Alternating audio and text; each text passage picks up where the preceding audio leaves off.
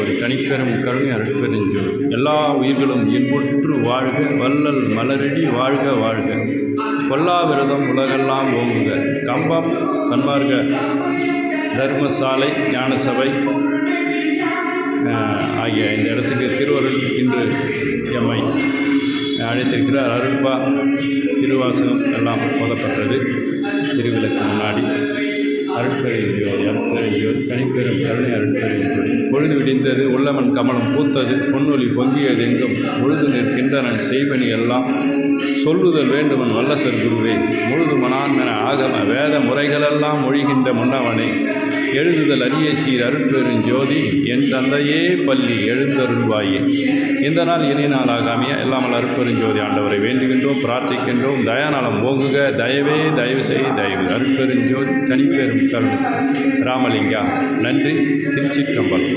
23/12/2024 திங்கட்கிழமை.